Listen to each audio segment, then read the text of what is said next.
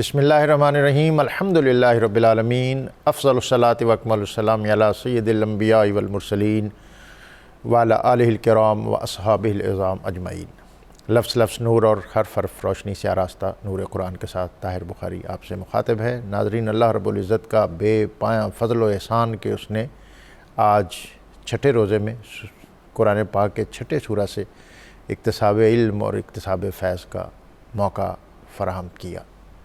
قرآن پاک کی صورتوں کو دو حصوں میں تقسیم کیا گیا ہے، ایک مدنی اور ایک مکی۔ 2/3 حصہ مکی صورتوں پر مشتمل ہے اور ان میں سے بہت اہم ترین سورہ انعام اور اس کے ساتھ سورہ اعراف۔ یہ بہت طویل صورتیں ہیں اور اپنے موضوعاتی تنوع کے اعتبار سے بہت ممتاز اور معتبر ہیں۔ سورہ انعام 165 آیات پر مشتمل ہے، جس میں 20 رکوع ہیں۔ انعام مویشیوں کے حل و حرمت کے امور ان میں زیر بحث آئے ہیں، اسی مناسبت سے اس سورہ کو اس سے موسوم کیا گیا ہے۔ ہم گزشتہ دنوں سے قرآن پاک کی جو آیات اور اس کا تناظر اور اس کے شان نزول اور پھر مکہ میں جو آیات نازل ہو رہی ہیں ان کے مضامین بطور خاص اس میں توحید اور اس میں رسالت اور اس میں مات، اور جو آیات اور صورتیں مدینہ منورہ میں نازل ہو رہی ہیں وہاں ان کے جو مخاطب ہیں وہ مختلف لوگ ہیں۔ وہاں یہود ہیں، نصارہ ہیں، اور یہ اہل کتاب تھے، ان کا وحی کے ساتھ ایک ناطہ تھا۔ انبیاء کی جو دعوت اور تبلیغ ان پر نازل ہوتی رہی تھی، اور اس لیے یہ ان آفاقی علوم اور اس الہامی پیغام کے حامل رہے۔ ان کے ساتھ جو طرز تخاطب ہے وہ مختلف ہے، اور مکہ مکرمہ یہاں ایک ظلم ہے، تشدد ہے، انتہا پرستی ہے، اور یہاں جو لوگ ہیں وہ اللہ تعالیٰ کی وحدانیت اور نبی صلی اللہ علیہ وسلم کی رسالت اور مرنے کے بعد جی اٹھنے کے امور سے بالکل ناواقف، اور کفر، شرک اور بت پرستی قرآن پاک ان کو دعوت فکر دیتا ہے کہ یہ تمہارے اپنے ہاتھ کے بنائے ہوئے پتھر کے یہ بت کس طرح تمہارے الہ ہو سکتے ہیں۔ ان کی جو ہٹ دھرمی اور ان کی اپنی ہی دلیلیں کہ اگر آپ نبی ہیں تو پھر ہمیں حسی معجزات دکھائیں، جبکہ جو اللہ تعالیٰ کی مشیت اور اس کا طریقہ اور ہر عہد کے لیے اس کے اپنے امور ہیں کہ نسل انسانی اور اس کی ذہنی بلوغت اب اس سطح پہ پہنچ چکی ہے کہ اب ان کو حسی معجزات کی نہیں بلکہ انفس و آفاق کے اندر جو موجود دلائل اور براہین ہیں ان سے روشنی حاصل کرتے ہوئے اللہ تعالیٰ کی وحدانیت کی طرف متوجہ ہونے کی ضرورت ہے۔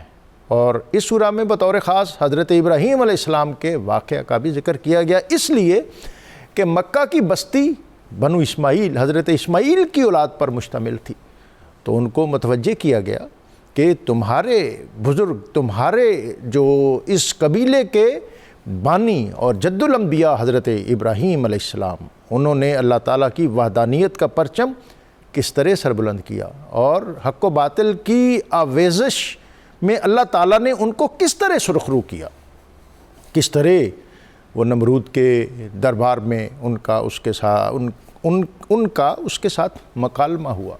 جب نمرود نے حضرت ابراہیم علیہ السلام سے پوچھا کہ آپ کا رب کون ہے، تو آپ نے کہا کہ ربی الذی یحیی و یمیت، کہ میرا رب وہ ہے جو موت و حیات کا خالق ہے، میرا رب وہ ہے جو اس کائنات کا خالق ہے، میرا رب وہ ہے جو سورج کو مشرق سے طلوع کرتا ہے اور مغرب میں اس کو غروب کرتا ہے۔ فَبُہِتَ الَّذِي کفر، اور حضرت ابراہیم علیہ السلام کے ان دلائل و براہین کے سامنے کفر جو ہے وہ لرزہ براندام ہو گیا۔ اقبال نے کہا کہ آگ ہے، اولاد ابراہیم ہے، نمرود ہے، کیا کسی کو پھر کسی کا امتحان مقصود ہے۔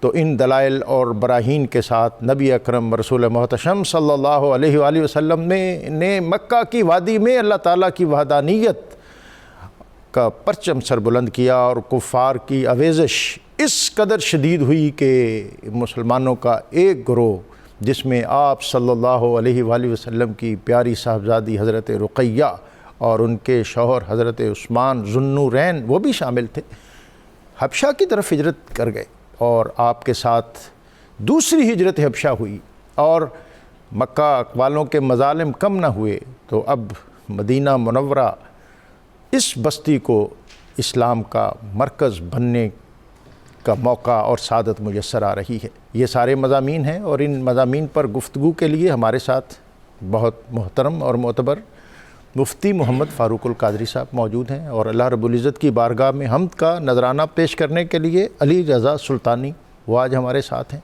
ان کی طرف بڑھنے سے قبل اسماء الحسنہ میں سے ایک اسم گرامی السمیع، اس اسم خاص کی برکت یہ ہے کہ جو اس کا مستقل ورد کرے اللہ تعالیٰ اس کو مستجاب الدعوات بنا دیتا ہے۔ مفتی صاحب، آج سورہ انعام اور اس کے مضامین بہت اہم ہیں، اور میں چاہوں جو اس کی آیت 42 سے 45 تک، جس میں ظالم اقوام کا عبرتناک انجام، اور پھر اس سے ہمیں کیا سبق ملتا ہے جناب؟ بسم اللہ الرحمن الرحیم۔ جیسا کہ آپ نے اس سورت کے شان نزول کے وقت اہل مکہ کے حالات کا ذکر کیا، تو اسی تناظر میں یہ سورت مبارکہ مکہ مکرمہ میں نازل ہوئی۔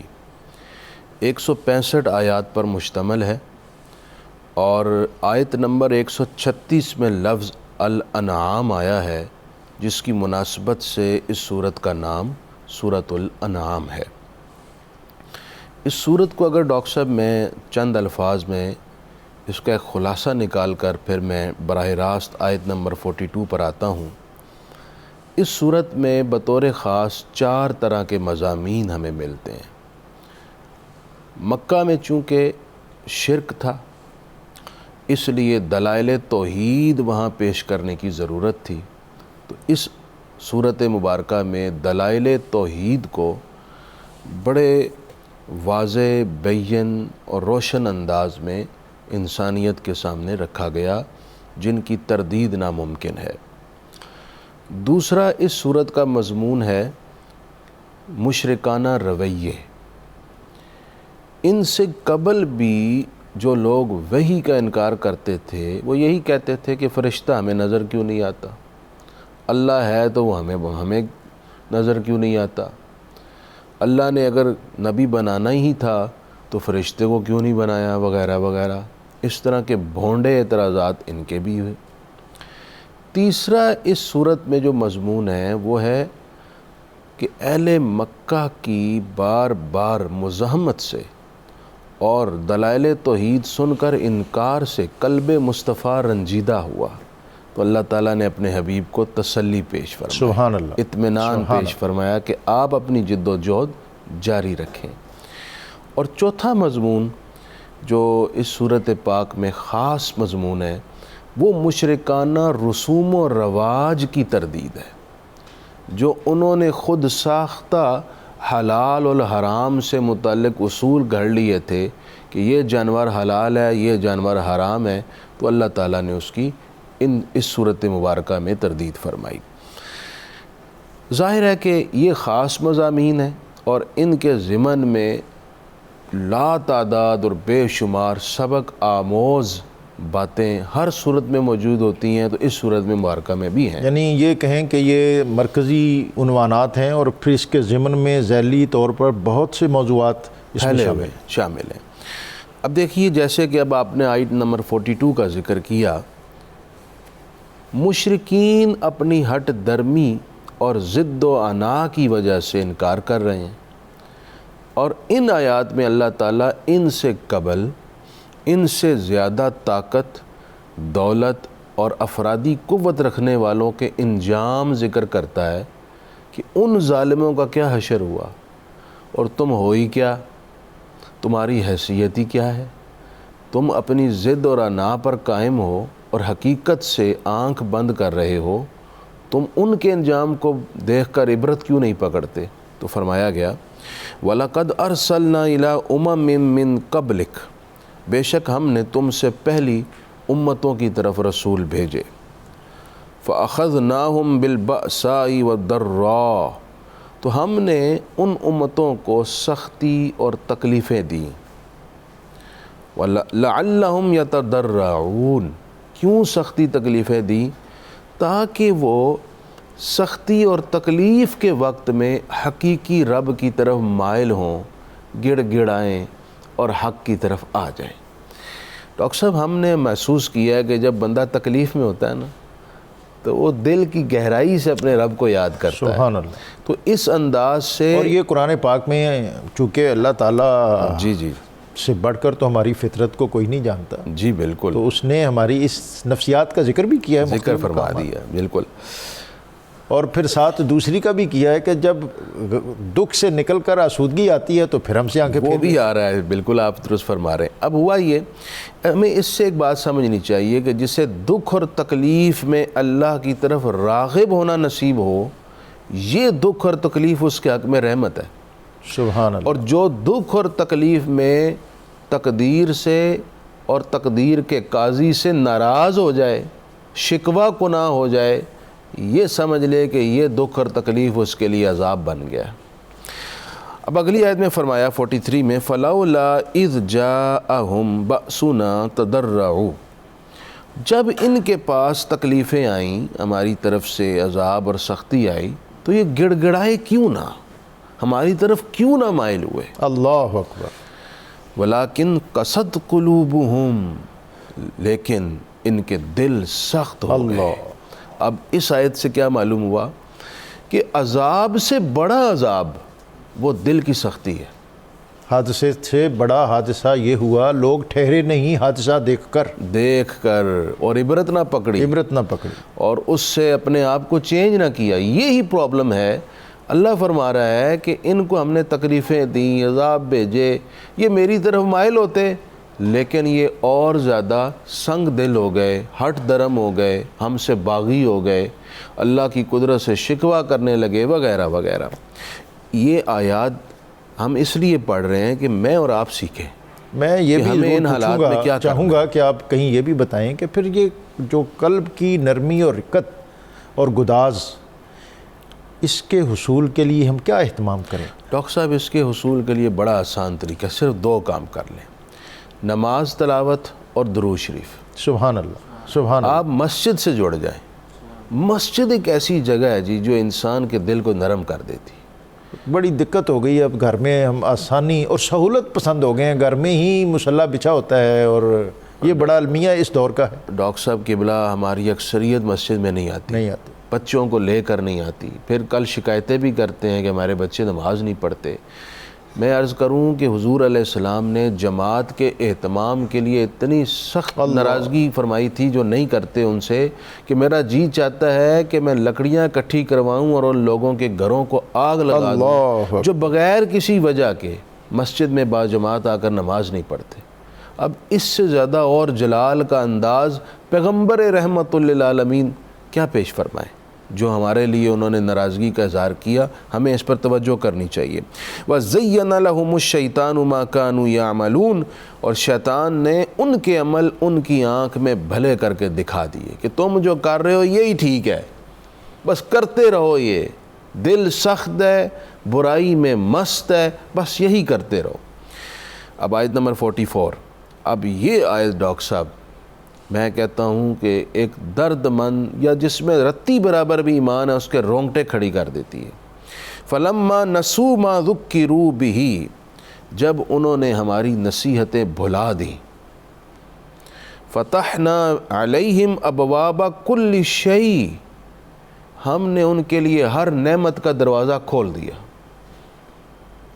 ہم سمجھتے ہیں کہ عذاب یہ ہے کہ آسمان سے کوئی پتھر برسے، کوئی آگ آئے اور جلا دے، یا زمین کھلے اور بندہ اندر چلا جائے۔ قرآن بتا رہا ہے کہ عذاب کے مختلف سٹائل ہیں۔ اب اللہ فرماتا ہے کہ ہم نے ان سرکشوں کے لیے نعمتوں کے دروازے کھول دیے۔ یعنی دولت کی فراوانی بھی بعض اوقات عذاب، جناب، لیکن کس کے لیے وہ آگے آ رہا ہے کہ دولت بڑھ گئی، پراپرٹی بڑھ گئی، عیش و عشرت بڑھ گئی، حتی اذا فرحوا بما اوتوا، ہم نے جو کچھ انہیں دولت بڑھائی، سب کچھ نعمتوں میں اضافہ کیا، تو وہ اس پر اکڑنے لگے، تکبر میں پڑ گئے کہ ہم بڑے کو 30 مار خان ہیں، قدرت یہ چاہ رہی تھی کہ ان کو اب یہ عذاب دیں کہ یہ ان نعمتوں میں ایسا غرق ہو جائیں کہ نعمتیں دینے والے منعم حقیقی کو بھول ہی جائیں۔ یہی وجہ ہے ڈاکٹر صاحب، سجدے کی توفیق نہیں رہتی، ایسے ہی تلاوت کی توفیق نہیں رہتی، اربوں روپیہ ہے لیکن مخلوق کی بھلائی کے لیے خرچ کرنے کی توفیق نہیں، کبھی مکہ و مدینہ حج تک نہیں کیا ہوا، ایسے لوگ بھی موجود ہیں۔ تو فرماتا ہے کہ ہم نے ان کو ان کی نعمتوں میں غرق کر دیا۔ اخذناہم بغتتاً، پھر وہ اپنی عیش و عشرت میں مست تھے، گناہ کی، برائی کی، عیاشی کی زندگی گزار رہے تھے، تو اچانک ہم نے ان کو پکڑ لیا۔ اللہ اکبر۔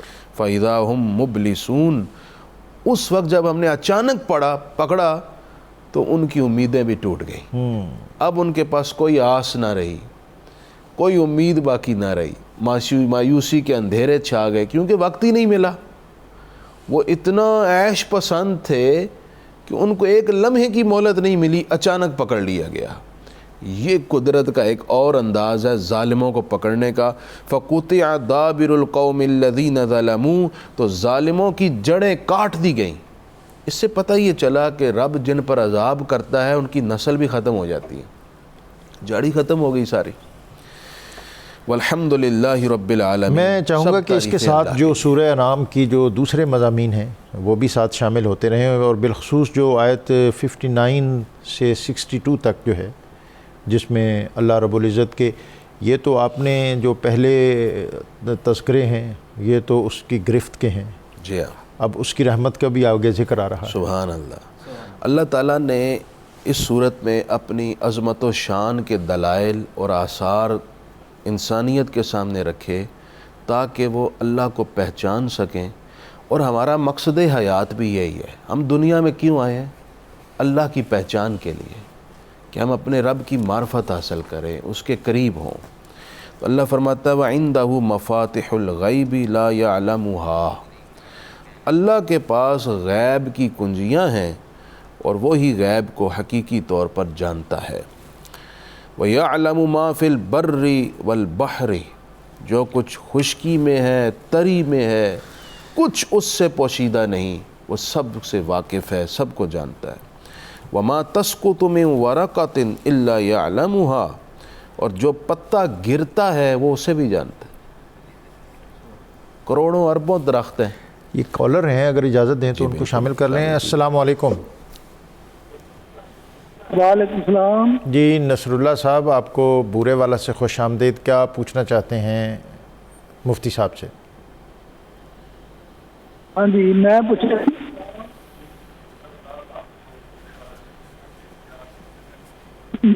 یہ پوچھنا چاہتا تھی کہ میرے ماں باپ وصال کر گئے ہیں، میرا بیٹا بھی وصال کر گیا ہے، کیا میں روزے ان کی ثواب کے لیے رکھ سکتا ہوں؟ ماں باپ بھی وصال کر گئے ہیں، بیٹا بھی وصال کر گیا ہے، ان کے لیے روزے رکھ سکتے ہیں؟ کینیڈا سے ہماری بہن ہے زرینہ، وہ بات کرنا چاہتی ہیں۔ جی السلام علیکم۔ وعلیکم السلام۔ جی خوش آمدید بہن آپ کو۔ میرا بیٹا جو ہے نا جی بڑا ہے، جی میرے 3 بچے ہیں، وہ اتنا میرے کو اور میری بیٹی کو اتنا تنگ کرتا ہے، میرے دوسرے بیٹے کو بھی میں آپ کو بتا نہیں سکتی، یہاں تک کہ اس کا بس چلے نا تو وہ مجھے گھر سے بھی نکال دے ہاتھ پکڑ کے، یہاں تک کہ اس کا باپ فوت ہوا ہے 4 مہینے ہوئے تو وہ اس کے جنازے پر نہیں گیا، پاس ہی تھا لیکن نہیں گیا، اس لیے کہ میں اپنی ماں کو اور اپنی بہن کو بدنام کروں کہ یہ ٹھیک نہیں تھی، یہ انہوں نے پولیس بلا لینی تھی، یہ کرنا تھا، وہ ایسے اتنا تنگ کرتا ہے، اتنا جہاں تک اس کا دل چاہتا ہے وہ کر سکتا ہے کرتا ہے۔ مجھے وہ کورٹ میں لے کے گیا ہے کہ یہ مجھے پیسے نہیں دیتی، یہاں تک مجھے نہیں سمجھ آتی کہ میں کیا اس کا کروں، کیسے اس سے جان چھڑاؤں میں اپنی۔ جی بہت شکریہ مفتی صاحب، تشریف فرما ہیں۔ یہ المیہ ہے مفتی صاحب جو آج ہماری بہن نے کینیڈا سے، ہم بڑی جو جدید زندگی کی تلاش میں سمندر پار کے سفر کرتے ہیں، اپنی زمین سے ناطے توڑ کے وہاں نئی شروعات کرتے ہیں، روشن مستقبل کے لیے، گھر سے دور، خاندان سے دور، اور پھر اگلی نسل جو وہاں گرو کر رہی ہے اس کے وہ یہ المیے ہیں کہ والدین کی جو قربانیاں ہیں ان کو پھر یہ کس طرح ملیا میٹ کرتے ہیں، ان کو کس طرح فراموش کرتے ہیں، اور ان کی زندگی کو کس طرح عذاب بناتے ہیں۔ اقبال نے بہت پہلے شاید اسی تہذیب کے لیے کہا تھا کہ اٹھا کر پھینک دو باہر گلی میں، نئی تہذیب کے انڈے ہیں گندے۔ یہ دیکھیں جو ایک ماں کے آنسو ہیں، اللہ اکبر، بہت اس میں کتنا درد ہے اور فراق ہے، اور پھر ظاہر ہے بیٹا، اور اس پر آپ مناسب وقت پہ ضرور رہنمائی دیں۔ اور جو نصر اللہ صاحب ہیں بورے والا سے، انہوں نے کہا ہے کہ میرے ماں باپ وہ بھی دنیا سے چلے گئے ہیں اور میری جو اولاد ہے وہ بھی نہیں ہے، تو ان کے لیے کیا میں روزے رکھ سکتا ہوں؟ ظاہر ہے پہلا حق تو ان کا اپنا روزہ رکھنے کا ہے، تو اس پر بھی آپ رہنمائی فرمائیں۔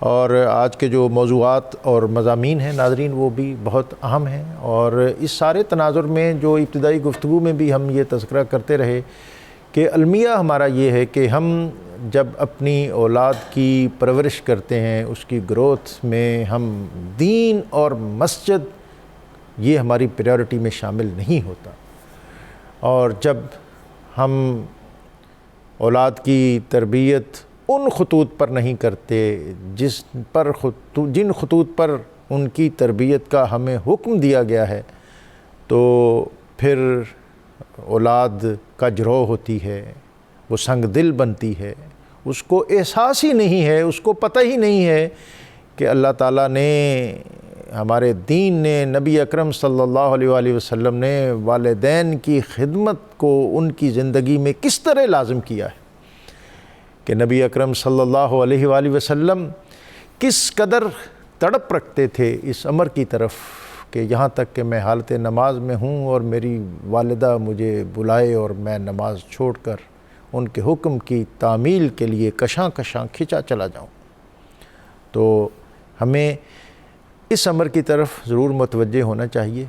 اس سوسائٹی کا، اس دور کا، اس عہد کا جو ایک بہت بڑا المیہ یہ ہے کہ ہم نے دین کے ساتھ اور پھر مسجد کے ساتھ اپنی اولاد کے تعلق کو کمزور کیا ہے۔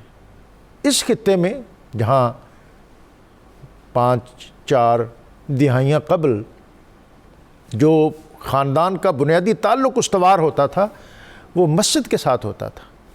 2.5-3 سال کی عمر میں بچہ سب سے پہلے جس ادارے کے ساتھ منسلک ہوتا تھا وہ مسجد تھی۔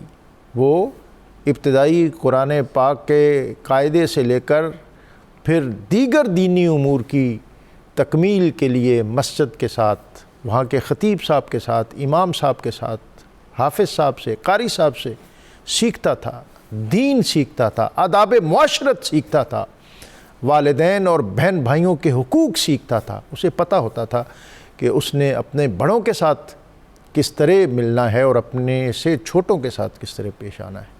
یہ سارے امور اور بہت سی باتیں، اور پھر سورہ انعام کے مضامین، ان پر آج ہم گفتگو کر رہے ہیں۔ یہاں وقت ہے ایک بریک کا، بریک سے واپس آئیں گے تو یہ بابرکت سلسلہ گفتگو اسی طرح آگے بڑھائیں گے۔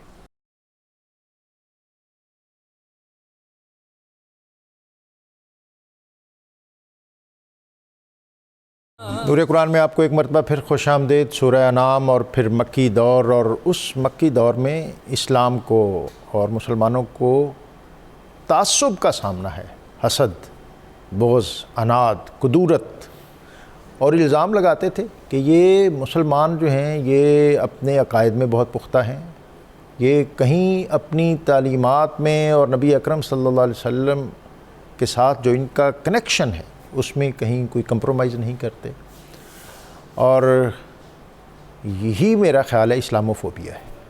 اور 15 مارچ جو کہ دنیا میں اسلاموفوبیا کے تدارک کے حوالے سے مخصوص کیا گیا دن ہے، اس میں جو اقوام متحدہ میں پاکستان کی اس ضمن میں ایک اور قرارداد منظور ہوئی ہے، اور میں سمجھتا ہوں کہ یہ پاکستان کے فارن آفس اور وزارت خارجہ کی ایک بہت بڑی کامیابی ہے، جس میں پاکستان کے مندوب خاص اقوام متحدہ میں منیر اکرم نے جو قرارداد پیش کی اس میں کہا گیا کہ 15 مارچ کو اسلامو فوبیا کے تدارک کا دن نامینیٹ کیا گیا ہے، لیکن ابھی بھی دنیا کے اندر مسلمانوں کو ان کے عقائد کے حوالے سے تشدد کا سامنا ہے، اور اس میں انہوں نے بطور خاص جو ہادیان عالم اور مذاہب کے پیشوا اور عالمی لیڈرشپ ہے اس کو اس امر کی طرف متوجہ کیا ہے کہ اگر اسلام کے خلاف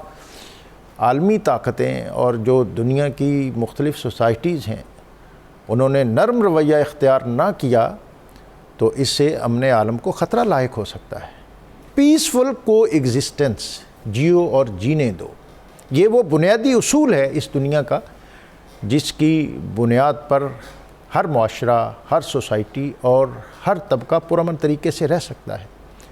لیکن جب یہ قدغن لگائی جاتی ہے کہ صرف میری فکر ہی پرویل کرے اور دوسرے کا خیال اور نظریہ اور مشن وہ ناقص ہے تو پھر تصادم پیدا ہوتا ہے، اور ایسا ہی تصادم مکی سرزمین میں ہم نے دیکھا۔ اور ناظرین، یہ فوبیا کیا ہے؟ فوبیا ایک انجانہ خوف ہے۔ آج دنیا، امریکہ اور یورپ کو انجانہ خوف یہ لاحق ہے کہ اسلام اپنی تعلیمات اور اپنی صداقت میں جس قدر مضبوط اور پختہ ہے، اور اس ہی بنیاد پر یہ جس تیزی کے ساتھ دنیا میں پھیل رہا ہے، وہ وقت دور نہیں ہے جب دنیا کے اندر اللہ تعالیٰ کی وحدانیت اور نبی صلی اللہ علیہ وسلم کی رسالت کا پرچم ہی ہر طرف سر بلند ہوگا۔ اور پھر ایک سے زائد مرتبہ جب مکی عہد میں جب ہر طرف تشدد تھا، دہشت تھی، وحشت تھی، اور نبی اکرم رسول محتشم صلی اللہ علیہ وآلہ وسلم آپ اداس ہو کر ایک دفعہ جب گھر تشریف فرما ہوئے تھے اور آپ کے بال صاف کر رہی تھی آپ کی پیاری صاحبزادی سیدہ فاطمۃ الزہرا سلام اللہ علیہا، اور ان کی آنکھوں سے آنسو روا تھے، تو بیٹی کی دل جوئی کے لیے نبی اکرم صلی اللہ علیہ وسلم نے فرمایا، بیٹی تم کیا خیال کرتی ہو کہ تیرے بابا کی شریعت اور اس کا دین محدود رہے گا یا محدود ہو جائے گا؟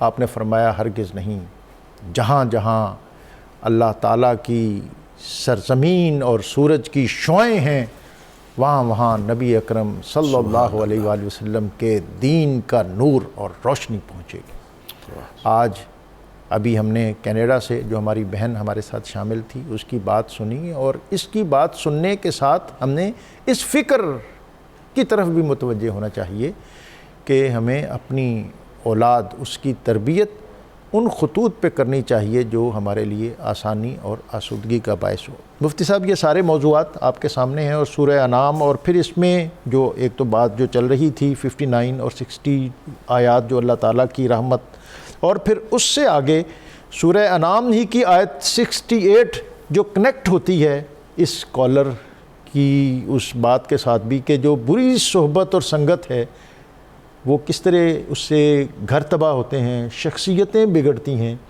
اور تعمیر سیرت کے سوتے کس طرح اس سے خشک ہوتے ہیں۔ جناب جی، سب سے پہلے میں عرض کرنا چاہوں گا اس بہن کی خدمت میں جو بہت پریشان ہے اپنے بیٹے کی وجہ سے، دعا کرتا ہوں اللہ تعالیٰ اس بچے کو ہدایت دے، اپنی والدہ کی دلجوئی، ان کی خدمت، ان کو خوش رکھنے کی توفیق دے، آمین۔ اور میں اس بہن سے بھی ریکویسٹ کرتا ہوں کہ آپ روزانہ افطار کے وقت اور سحر کے وقت اپنے بیٹے کے لیے دعا کیا کریں۔ ظاہر ہے کہ ماں کی دعا بڑی مؤثر دعا ہے اور یہ قبولیت کی گھڑیاں بھی ہیں۔ اس کے باوجود اگر وہ بیٹا ہدایت پر نہیں آ رہا تو یقیناً اللہ کی کوئی حکمت ہے۔ آپ صبر لیں، تحمل سے کام لیں اور دعا کا سلسلہ نہ چھوڑیں۔ اس کے ساتھ ساتھ اللہ تعالیٰ کے پاک نام یا عزیزو کا ورد اپنے بیٹے کے تصور رکھ کر روزانہ 1000 مرتبہ کیا کریں اور دعا کیا کریں 1000 مرتبہ پڑھنے کے بعد۔ یا عزیزو اس کی 10 تسبیحیں یعنی 1000 مرتبہ 1000 مرتبہ کسی بھی وقت پڑھ کر کسی بھی وقت پڑھ اپنے بیٹے کے حق میں دعا کریں۔ اور جو دوسرے کالر ہیں جنہوں نے پوچھا کہ میں اپنے ماں باپ کے لیے روزہ رکھ سکتا ہوں، فرض روزہ آپ پر فرض ہے، وہ آپ اپنے لیے رکھیں گے۔ ہاں، فرض روزوں کے بعد جب نفلی روزے رکھنے کے ایام آئیں گے تو آپ کوئی بھی نفلی روزہ رکھ کر اس کا ثواب اپنے والدین کو بھیج سکتے ہیں۔ آپ کی طبیعت رواں ہے تو کالر اور بھی بالکل شامل کی۔ جی جاوید اسلم صاحب شیخو پورہ سے ہیں، السلام علیکم۔ جی وعلیکم السلام۔ جی کیا کہنا چاہتے ہیں؟ جی میرا سوال یہ ہے کہ کیا سید اپنے سید بھائی کو زکوٰۃ دے سکتا ہے؟ سید اپنے سید بھائی کو زکوٰۃ دے سکتا ہے؟ جی ایک تو یہ سوال جو پہلی گفتگو ہے وہ بھی جاری، اگر اس میں کچھ بات مزید کہنے کی ہے۔ ایک جاوید صاحب نے پوچھا ہے کہ سید اپنے سید بھائی کو زکوٰۃ دے سکتا ہے، اور دوسرا بہن نے پوچھا ہے کہ میرا خامند قتل ہو گیا تھا، میں نے اس کو معاف کر دیا ہے، تو کیا میرے ذمے کوئی بوجھ تو نہیں ہے؟ جی نہیں، پہلی بات یہ ہے کہ خاوند جو قتل ہوا ہے اس کا جو ورثاء ہیں وہ اگر قاتل کو معاف کر دیں تو یقیناً یہ راستہ قرآن نے ہی دکھایا ہے، اس میں کوئی بوجھ والی بات نہیں ہے۔ دوسری بات یہ ہے کہ جو سوال ہوا سید کو زکوٰۃ دے سکتا ہے یا نہیں، بالکل نہیں دے سکتا، کیونکہ وہ جس کو زکوٰۃ دینے کی بات کی جا رہی ہے وہ سید ہے، اور سید کو زکوٰۃ دینا نبی علیہ الصلوۃ والسلام نے منع فرمایا ہے، اس کے شایان شان نہیں ہے۔ زکوٰۃ مال کا میل ہوتا ہے، اور سادات پاک ہیں، آل رسول ہیں، یہ ان کے زیب نہیں دیتا۔ تو ان کے شایان شان کیا ہے؟ مال، ان کے شایان شان یہ ہے کہ اپنے دیگر مال سے یعنی ان کو نظر پیش خدمت کرے، ہدیہ دیا کریں، ان کو تحفہ پیش کریں، اور اس انداز سے پیش کریں کہ وہ کسی قسم کا ملال یا کوئی تکلیف محسوس یعنی ان کا جو اعزاز و اکرام ہے وہ برقرار رہے۔ جی ہم آیت کی بات کر رہے تھے اور اللہ تعالیٰ کی عظمت و شان کے کچھ حوالے پیش کر رہے تھے، اور اس کا تناظر یہ تھا، بیک گراؤنڈ یہ تھا کہ مکہ کے مشرک بتوں کی پرستش کر رہے ہیں، جو کہ ایک سنگ تراش کا محتاج ہے، جس کو پوجا کرنے والے کا علم بھی نہیں، ان کی مدد کی قدرت بھی نہیں، تو یہ تو کیسے خدا ہو سکتا ہے؟ جو دھوپ میں پڑے ہیں تو دھوپ میں ہی پڑے ہیں۔ رب کون ہے کہ عالم آب سے لے کر خاک تک، تحت سے لے کر فوق تک، زمین سے لے کے پوری کائنات، جس نے ایک ایک چیز بنائی، اور بنائی بھی اس کی عظمت و شان یہ ہے کہ اس نے کن کہا، سب چیزیں اپنے تقاضوں سمیت وجود میں آ گئیں۔ پھر وہ ہر چیز کا علم رکھتا ہے، قدرت رکھتا ہے، تصرف رکھتا ہے، ہر ایک کے احوال جانتا ہے۔ یہ رب کی شانیں ہیں، ان شانوں کو اللہ تعالیٰ نے ان آیات میں ذکر کیا۔ ایک آدھ آیت ہم اور پڑھ دیتے ہیں پھر آگے بڑھتے ہیں۔ اللہ تعالیٰ نے فرمایا وَهُوَ الَّذِي يَتَوَفَّاكُمْ بِاللَّيْلِ، اللہ وہ ہے جو تمہیں رات کے وقت موت دے دیتا ہے۔ اللہ اکبر۔ بندہ جب رات سوتا ہے اللہ روح لے لیتا ہے، بظاہر حواس معطل ہو جاتے ہیں اور بندہ میٹھی نیند سوتا ہے، اور جب بندہ صبح اٹھنے لگتا ہے تو اللہ تعالیٰ روح واپس لوٹا دیتا ہے۔ جب وہ روزانہ اس طرح تمہیں ایک قسم کی موت اور حیات دے رہا ہے، تمہارے مرنے کے بعد زندہ کرنا اس کے لیے کیا مسئلہ ہے؟ دراصل یہ بیان کر کے یہ استدلال کیا جا رہا ہے۔ وَيَعْلَمُ مَا جَرَحْتُمْ بِالنَّهَارِ، اور وہ جانتا ہے جو کچھ تم دن میں کماؤ گے۔ ثُمَّ يَبْعَثُكُمْ فِيهِ، پھر وہ تمہیں دن میں اٹھاتا ہے نیند سے۔ لِيُقْضَى أَجَلٌ مُّسَمًّى، تاکہ تمہاری جو مدت میعاد مقرر ہے زندگی کی وہ پوری ہو۔ ثُمَّ إِلَيْهِ مَرْجِعُكُمْ، پھر اسی کی طرف تم نے لوٹنا ہے۔ ثُمَّ يُنَبِّئُكُمْ بِمَا كُنْتُمْ تَعْمَلُونَ، پھر وہ تمہیں بتائے گا جو اعمال تم دنیا میں کرتے تھے۔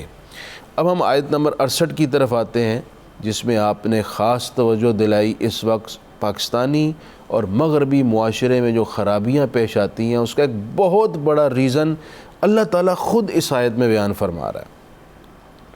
فرمایا وَإِمَّا يُنْسِيَنَّكَ الشَّيْطَانُ، اگر تمہیں شیطان بہکا دے اور تمہیں اس کے بعد پتہ چل جائے، تمہیں سمجھ آ جائے کہ شیطان نے بہکایا تھا، فَلَا تَقْعُدْ بَعْدَ الذِّكْرَ مَعَ الْقَوْمِ الظَّالِمِينَ، تو نصیحت مل جانے کے بعد اب تم ظالموں کے ساتھ، بروں کے ساتھ مت بیٹھو۔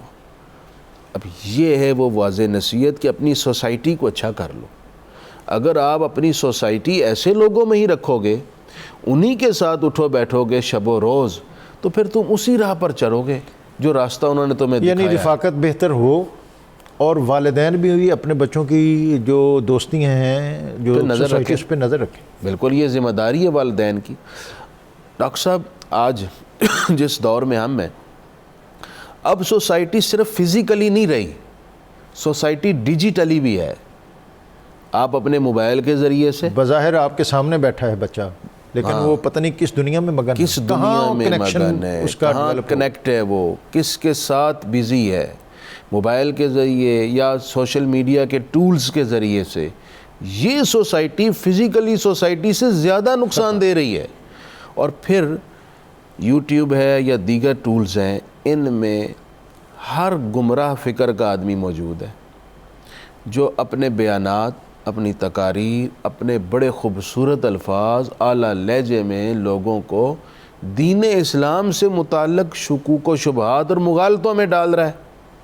اور اس کا نتیجہ کیا نکل رہا ہے کہ ہمارے پڑھے لکھے نوجوان بھی گمراہی کا شکار ہوتے چلے جا رہے ہیں۔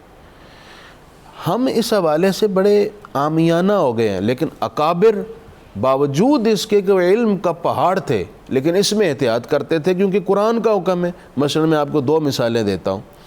حضرت سیدنا عبداللہ بن عباس کے شاگرد تھے سعید بن جبیر، وہ گزر رہے تھے تو راستے میں ایک شخص ملا، اس نے کہا جی میں نے آپ کو نا کچھ قرآن کی باتیں بتانی ہیں۔ آپ نے فرمایا میں نے تم سے نہیں سننی۔ اس نے انسسٹ کیا، آپ نے اپنی کانوں میں انگلیاں ڈال لیں اور تیزی سے نکل گئے۔ شاگردوں نے کہا جی آپ نے کیوں نہیں سنا؟ تو آپ نے یہی آیت پڑھی، اللہ اکبر، کہا کہ یہ شخص گمراہ ہے، یہ کوئی ایسی تشریح کر دیتا جس سے ممکن ہے وہ بات میرے دل میں اٹک جاتی اور میں پھنس جاتا۔ سوشل میڈیا تو اب پھر اس طرح کی گمراہیوں سے بھرا پڑا ہے۔ یہی ہے۔ دوسری مثال آپ کو دوں، حضرت انس بن مالک کے شاگرد جنہیں امام المعبرین کہا جاتا ہے، جن کی کتاب تعبیر و رویا آج بھی خوابوں کی تعبیر میں مارکۃ الاراء کتاب ہے، حضرت امام ابن سیرین، وہ تلامذہ کے ساتھ بیٹھے ہیں۔ ایک شخص آیا، اس نے کہا جناب میں نے آپ کو ایک آیت سنانی ہے۔ آپ نے کہا میں نے نہیں سننی۔ اس نے کہا میں نے حدیث سنانی، کہا میں نے نہیں سننی۔ اس نے جب بہت زیادہ انسسٹ کیا تو آپ نے اپنے کانوں میں انگلیاں ڈالیں۔ وہ شخص کچھ بولتا رہا، آپ نے سنا نہیں اور بول بول کر تھک کر چلا گیا۔ تلامذہ نے کہا حضرت یہ کیا رویہ؟ آپ نے فرمایا یہ گمراہ فکر کا آدمی ہے، یہ ایسی تشریح اور تعبیر کر دیتا ان آیات اور احادیث کی، ممکن ہے کہ میں اس سے مغالطے میں پڑ جاتا اور میں گمراہ ہو جاتا۔ یہ وہ لوگ ہیں جو علم کے کوہ گراں ہیں لیکن اس معاملے میں وہ بھی احتیاط کرتے ہیں، اور ہم میں سے ہر آوارہ فکر کا آدمی جو بیانات دے رہا ہے، ہمارے سننے والے لوگ کہتے ہیں نہیں جی سننا سب کو چاہیے، جو اچھا لگے لے لیں۔ کالر بہت زیادہ ہیں آج۔ جی السلام علیکم۔ ثاقب فیصلہ بات سے۔ جی ثاقب صاحب آپ کو خوش آمدید۔ جی ہاں، تو خالد صاحب السلام علیکم۔ وعلیکم السلام، جلدی ذرا آپ بات کر لیں، وقت کم ہے۔ آپ فروخر قاری صاحب سے یہ پوچھ رہے ہیں کہ جنت میں کتنے ہاؤس ہیں؟ جنت میں کتنے ہاؤس ہیں؟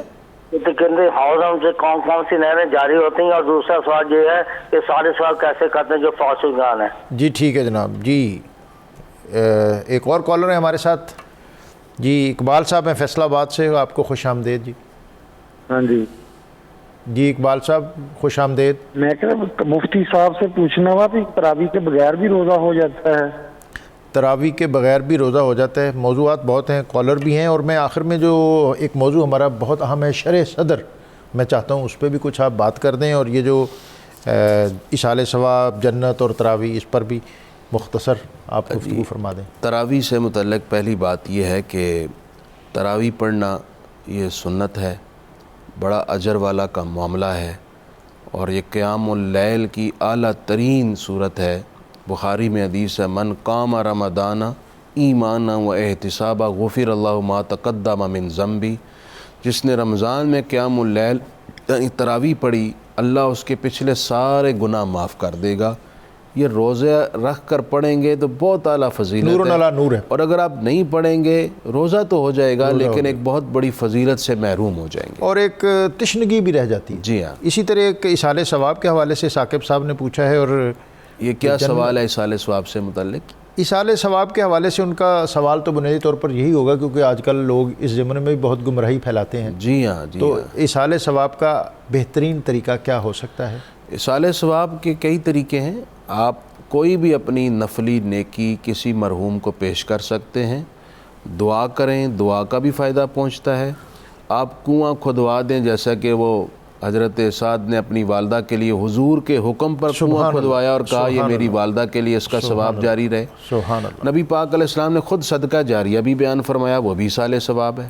آپ نے علم بیان کیا، علم پھیلاؤ، علم پڑھاؤ، یہ بھی ایصال ثواب ہے. آپ نے کہا اولاد کو نیک بنا دو، وہ جتنی نیکیاں کریں گی ثواب تمہیں پہنچے گا، یہ بھی ایصال اولاد ثواب. کو حافظ اور عالم بنا دو. حافظ عالم بنا دو. تو آپ جو بھی نیکی کرتے ہیں اگر آپ نیت کر لیتے ہیں کہ اس کا ثواب جانے والے کو پہنچے، جی ایصال ثواب. آخری بات جو شرح صدر آیت 125 ہے سورہ انعام کی، جی بالکل، یہ آیت مقدسہ بڑی اہم ہے، اور اس میں اللہ تعالیٰ نے فرمایا فَمَن يُرِدِ اللَّهُ أَن يَهْدِيَهُ يَشْرَحْ صَدْرَهُ لِلْإِسْلَامِ. جسے اللہ رب العزت ہدایت دینا چاہتا ہے اس کا سینہ اسلام کے لیے کھول دیتا ہے. سبحان اللہ. یعنی اس کے لیے اسلام کی چاہت اور اسلام پر عمل پیرا ہونا یہ آسان ہو جاتا ہے. آسان ہو جاتا ہے. وَمَن يُرِدْ أَن يُضِلَّهُ يَجْعَلْ صَدْرَهُ ضَيِّقًا حَرَجًا. اللہ اکبر. اور جسے اللہ گمراہ کرنا چاہتا ہے اس کا سینہ تنگ کر دیتا ہے، جیسے وہ رک چکا ہے، بند ہو چکا ہے، سٹک ہو چکا ہے. اب اس کا دل اسلام کو نہ چاہتا ہے نہ پسند کرتا ہے. بات بات پر کیڑے نکالنا، بات بات پر لاجک ماننا. بھئی اسلام کا معنی ہی کیا ہے؟ اپنا سر اللہ رسول کے حکم کے آگے جھکا دینا. حکمت سمجھ آ جائے تو اللہ کا انعام سمجھیں، نہ سمجھ آئے تو آپ کی سمجھ کا قصور ہے، اسلام کی حقانیت کا قصور نہیں ہے. تو قرآن نے بڑا واضح بتا بس دیا کوئی ہے. ایک بات بتا دیں جس سے شرح صدر اور جو پرسیپشن اور وجدان اور ان چیزوں کی طرف جو آپ کی انڈرسٹینڈنگ ہے وہ فوری اور جلد دستیاب ہو سکے. اس کا طریقہ یہ ہے کہ آپ کسی ماہر، کسی نیک اور متقی استاذ کے پاس بیٹھ کے نا قرآن مجید کو ترجمہ اور تفسیر کے ساتھ پڑھیں، آپ کو شرح صدر انشاءاللہ نصیب ہو جائے گا. بہت شکریہ حضرت مفتی صاحب. آج سورہ انعام کے مضامین بہت اہم تھے، اور پھر اس میں مکی دور اور ہم نے بین الاقوامی تناظر میں اسلاموفوبیا اور اس کے تاریخی تناظر، اس کو بھی آج دیکھا. میں مفتی صاحب کا شکریہ ادا کرتا ہوں، اور حمد باری تعالیٰ کی طرف جانے سے قبل آج کا قرآنی وظیفہ اہل و عیال کی حفاظت کے لیے جب کوئی شخص گھر سے نکلے تو گھر والوں کو اکٹھا کر کے 7 بار یا رقیبو پڑھ کر سب پر دم کرے. اللہ تعالیٰ اپنی حفاظت میں رکھے گا. علی رضا سلطانی. مانتا دل سے ہوں میں تیری ہی وحدت یا رب،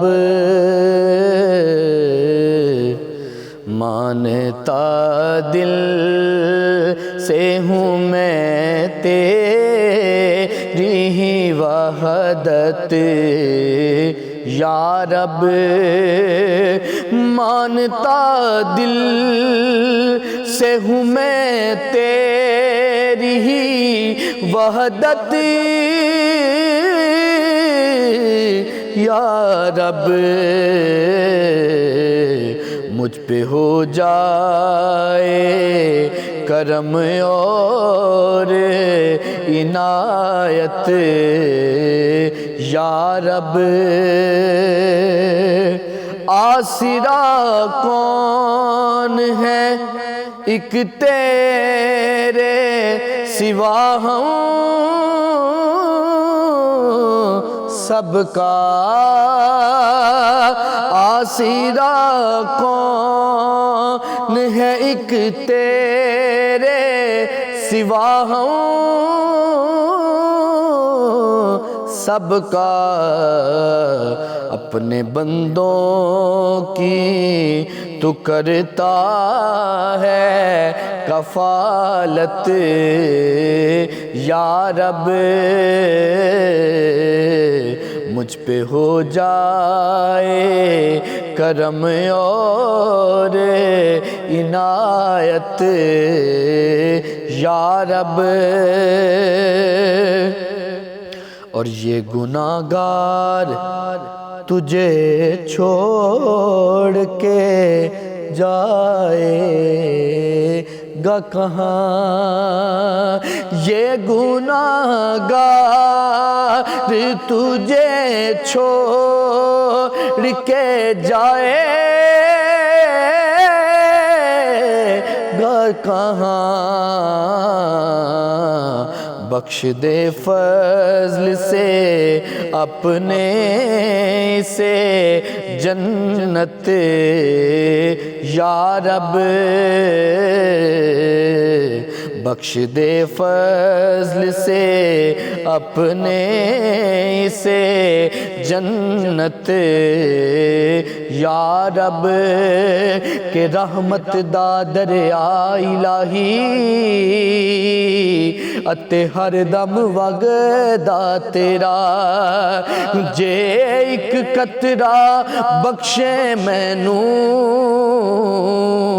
اتے کم بن جاوے میرا، اتے عدل کرے تے تھر تھر کمبن ہے اچیاں شاناں والے، مولا فضل کرے تے بخشے جاویں اتے میں ورگے منہ کالے، بخش دے فضل سے اپنے سے جنت یا رب، اور شہر طیبہ کا سفر لکھ دے مقدر میں میرے، شہر طیبہ کا سفر لکھ دے مقدر میں میرے، شہر طیبہ کا سفر لکھ دے مقدر میں میرے، میں بھی رکھتا ہوں شہیدی سے محبت یا رب، اور آس زاہد کی بھی پوری ہو نبی کے صدقے،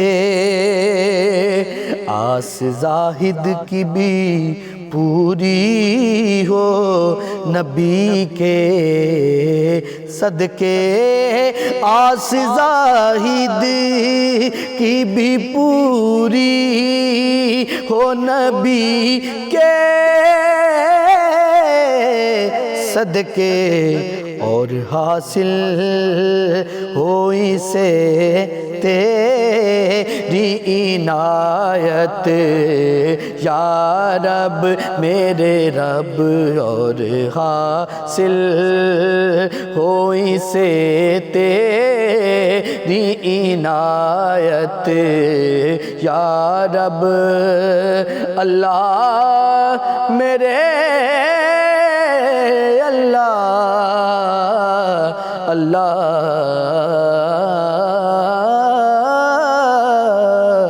اللہ